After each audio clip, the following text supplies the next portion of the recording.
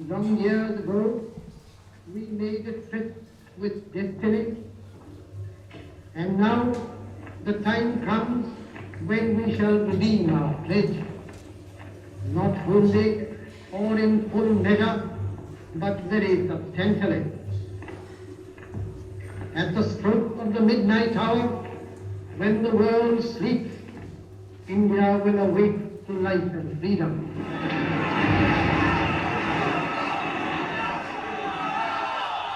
A moment comes, which comes but rarely in history, when we step out from the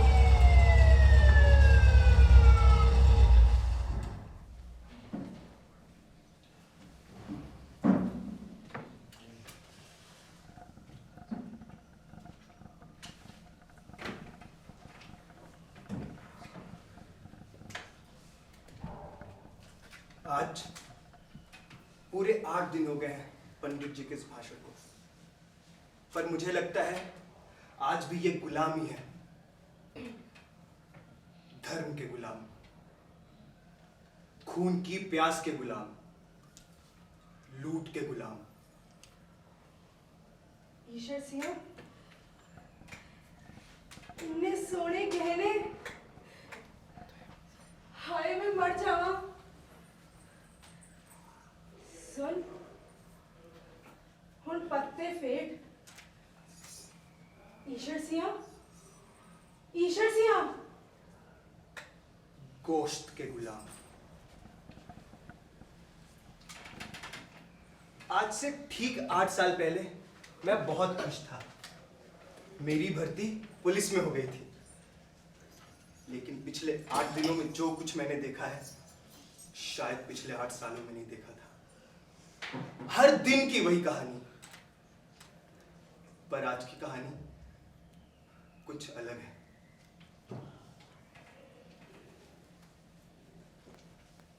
रात के 12 बज चुके थे। शहर का वातावरण एक अजीब रहस्यमय खामोशी में गर्म था। कुलवंत कौर पलंग पर खिड़की के बाहर देखते हुए कुछ गुनगुना रही थी। आज आसमान में चांद भी कुछ लाल सा था, और इधर पलंग पर पेट के बल लेटे हुए कुलवंत कौर के चेहरे पे एक अजीब मुस्कान थी। सांसें तेज हुई तो एड़ियों को ऊपर उठाकर शायद तभी सांस में उसने ईश्वर सिंह का नाम लिया होगा। ठीक उसी समय कमरे का दरवाजा खुला। ईश्वर सिंह जैसे ही कमरे में दाखिल हुआ, कुलवंत कौर पलंग पर से उठी, अपनी तेज तेज आंखों से उसकी तरफ घूर कर देखा और दरवाजे की चिटकनी बंद कर दी। फिर वापस पलंग पर आकर आलती पालती मारकर बैठ गई। ईश्वर सिंह, जो शायद अपने समस्यापूर्ण ख्यालातों के उलझे हुए धागे खोल रहा था, हाथ में किरपान लिए एक कोने में चुपचाप खड़ा था। सर पर उसका कसकर बांधी हुई पगड़ी ढीली हो रही थी। चंद लम्हात इसी तरह खामोशी में गुजर गए। कुलवंत कौर को अपना आसन पसंद न आया तो दोनों टांगे पलंग से लटकाकर उन्हें हिलाने लगी। ईश्वर सिंह फिर भी कुछ ना बोला। कुलवंत कौर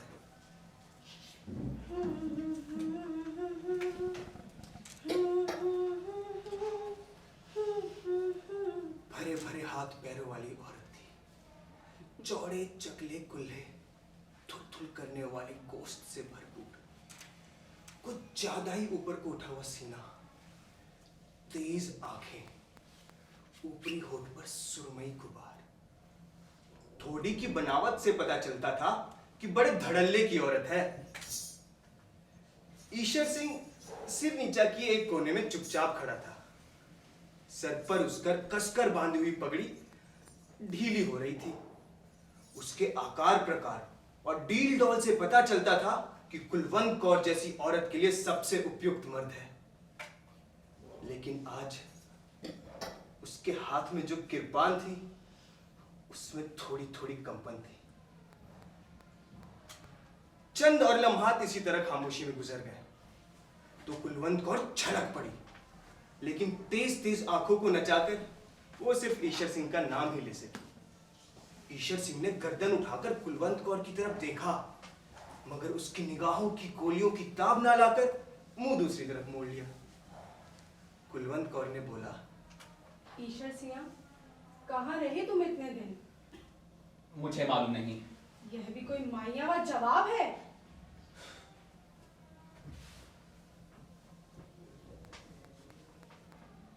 ईश्वर सिंह, ऐसा मालूम होता है तो कई दिनों का बीमार है। जानी, क्या हुआ तुम्हें? ईश्वर सिंह की हालत देखकर कुलवंत कौर के दिल में हमदर्दी की भावना पैदा हो गई। चुनांचे उसके माथे पर हाथ रखकर वो बड़े प्यार से बात करने लगी। ईश्वर सिंह छत की तरफ देख रहा था। उससे निगाह हटाकर उसने कुलवंत कौर के परिचित चेहरे को टटोलना शुरू किया और बोला, कुलवंत, कुलवंती जानी। आवाज में अजीब किस्म का दर्द था। कुलवंत कौर सारी की सारी सिमटकर अपने ऊपरी होठों में आ गई। हाँ जानी, कहाँ थे इतने दिनों से? कहकर वो उसको दांतों से काटने लगी। ईश्वर सिंह ने कुलवंत कौर की तरफ सहारा लेने वाली निगाहों से देखा और उसके गोश्त भरे कुल्लों पर जोर से धप्पा मारा। इस कुड़ी का दिमाग ही खराब है। बोलो ना, कहाँ थे इतने दिनों से? बूढ़े की माँ के घर। ईश्वर सिंह ने अपनी पगड़ी उतार दी और सर को झटका देने लगा। झटका देने से उसके केश खुल गए। कुलवंत कौर उंगलियों से उनमें कंघी करने लगी। ईश्वर सिंह ने कुलवंत कौर को घूर कर देखा और फौरन दोनों हाथों से उसके उभरे हुए सीने को मसलने लगा। कुलवंत कौर ने थोड़ी देर के बाद हल्के से ईश्वर सिंह को धक्का देते हुए एक कंपन भरे स्वर में पूछा, तुम्हें मेरी कसम। कसम? कसम वाहे गुरु की, बड़ी जानदार औरत हो तुम। बताओ कहाँ रहे? शहर गए थे? नहीं। तुम जरूर शहर गए थे और तुमने बहुत सा रुपया लूटा है जो मुझसे छुपा रहे हो। वो अपने बाप का तुक हम ना हो जो तुमसे झूठ बोले। लेकिन मेरी समझ में नहीं आता उस रात तुम्हें हुआ क्या? अच्छे भले मेरे साथ लेटे थे। मुझे तुमने वो तमाम गहने पहना रखे थे जो तुम शहर से लूट के लाए थे। मेरी पप्पियां ले रहे थे, पर जाने तुम्हें क्या हुआ? उठे और कपड़े पहनकर बाहर निकल गए। देखा कैसा रंग पीला पड़ गया ईश्वर सिंह। कसम वाहे गुरु की, जरूर कुछ दाल में काला है। तेरी जान कसम, कुछ भी नहीं। ईश्वर सिंह, क्या बात है? तुम वह नहीं हो जो आज से 8 रोज पहले थे। जानी, मैं वही हूँ, घुट घुट कर पा जफियां, तेरे हरदांदी निकले गर्मी। कुलवंत कौर को अपनी मजबूत बाजुओं में समेटकर ईश्वर सिंह ने पूरी ताकत के साथ झंझोड़ना शुरू कर दिया। कुलवंत कौर ने भी कोई बाधा ना दी, लेकिन वो शिकायत करती रही। रह रहकर एक ही चीज पूछती रही, तुम्हें उस रात क्या हो गया था? बूढ़े की माँ का वो हो गया था। बताओगे नहीं? कोई बात हो तो बताऊं। मुझे अपने हाथों से जलाओ अगर झूठ बोलो। कुलवंती। ईश्वर सिंह ने अपने दोनों हाथ कुलवंत कौर की गर्दन में डाल दिए और होठ उसके होठों में गड़ा दिए। मूंछों के बाल कुलवंत कौर के नथुनों में घुसे तो उसे छींक आ गई। ईश्वर सिंह ने अपनी सर्दी उतार दी और कुलवंत कौर की तरफ वासनामयी नजरों से देखकर कहा, आओ जानी, एक बाजी ताश की हो जाए।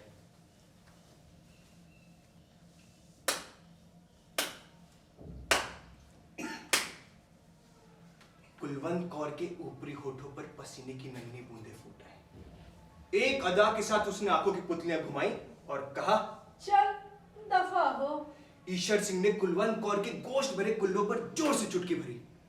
कुलवंत कौर हट के पीछे हट गई। ईश्वर सिंह ने आगे बढ़कर कुलवंत कौर के ऊपरी होठ दांतों तले दबा लिए और किचकिचाने लगा।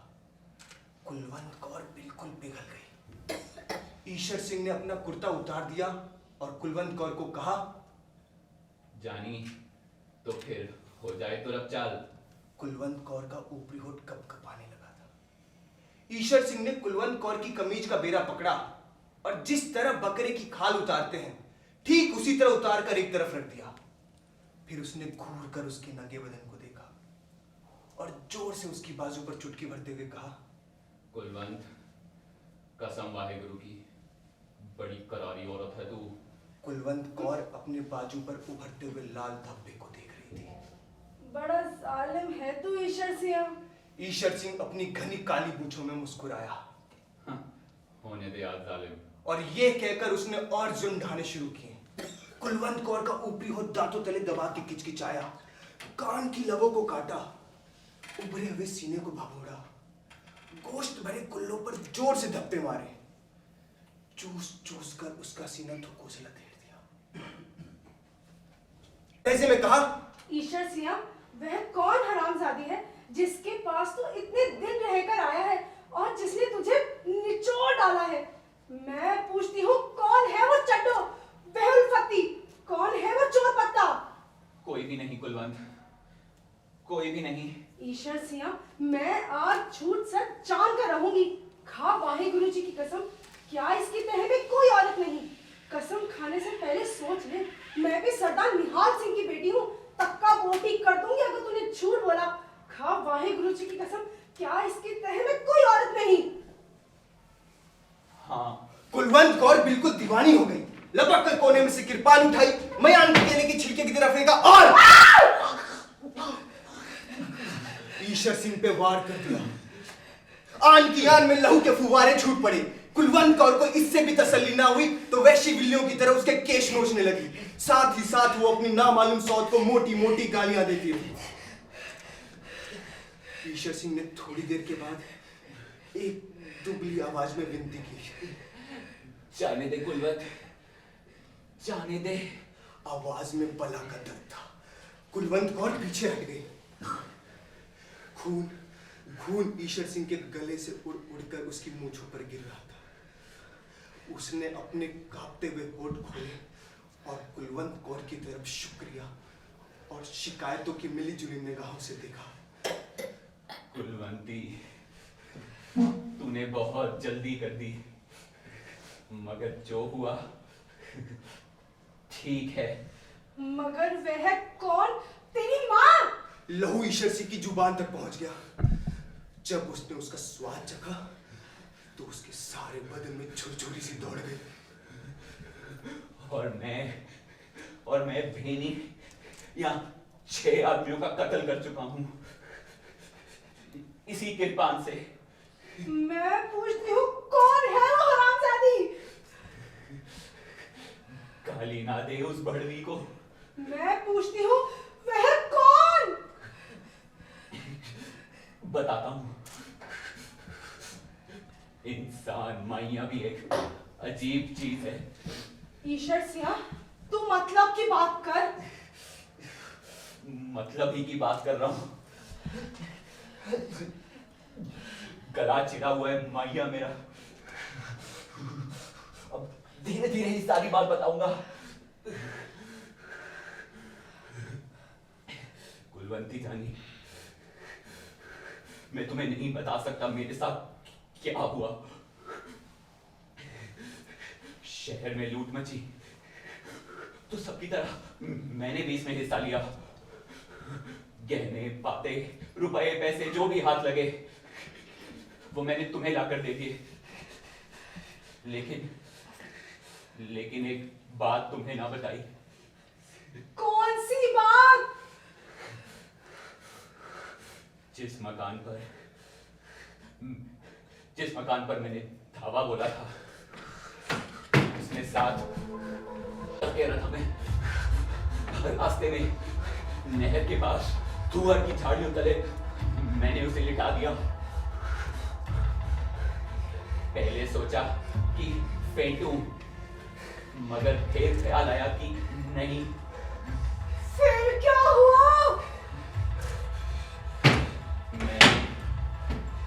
मैंने पत्ता फेंका, लेकिन फिर क्या हुआ?